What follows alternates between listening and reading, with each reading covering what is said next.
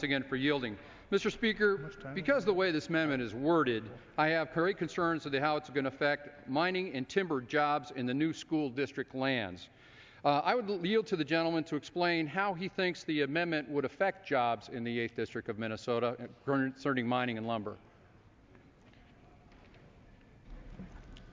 If I understand the gentleman's question correctly, I think that it will negatively impact jobs Reclaiming my time then. Mr. Speaker, I'd ask my colleague if he knows how much mining taxes contribute to the state of Minnesota. Now I'll yield.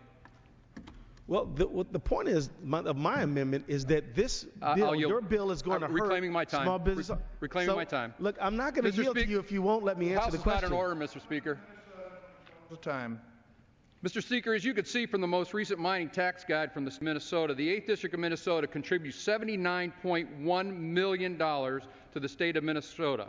And that is just not inclusive of the income related to taxes from jobs from the minings that will go on in the state of Minnesota. Is the gentleman opposed to mining or in Minnesota? Can you give me an example how he's supported mining?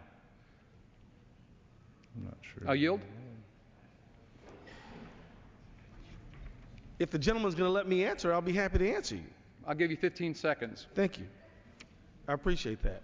You're welcome. Look, the fact is what you're doing is trying to say that you're going to stand up for the big money people as opposed to the cumulative small business people. I think if you put the number of small business people together, your big multinational mining interests that are going to pollute their businesses Reclaiming my need to stand back. Reclaiming my time. Mr. Speaker, I'd ask my colleague, I'm going to tell my colleague how much the mining and timber contribute to the school trust fund yield.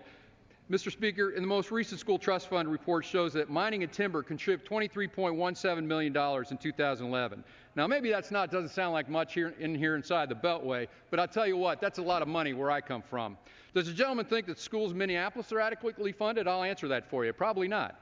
Because in North Branch, Minnesota, where I live, public schools just went to 4 days, and then we got 40 kids in a classroom. I think our teachers and kids could use the extra funding.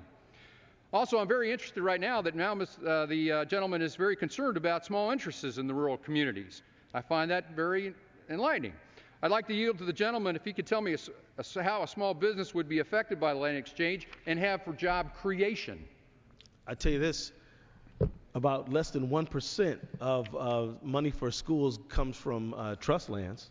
It's a very tiny percentage. I mean, so we're going to sacrifice our heritage for a multinational mining company and say it's all for the school kids, but it really isn't. Obviously, the gentleman from Minnesota does not think any money going to the school trust fund is beneficial.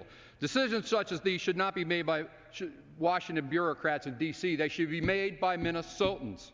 And that is how we got into this mess in the first place. The bill merely executes a bipartisan state plan signed by the governor, Senate File 1750. We cannot trust Washington political appointees with the power to derail land exchange at the expense of Minnesota school children and their teachers. I urge my colleagues to oppose this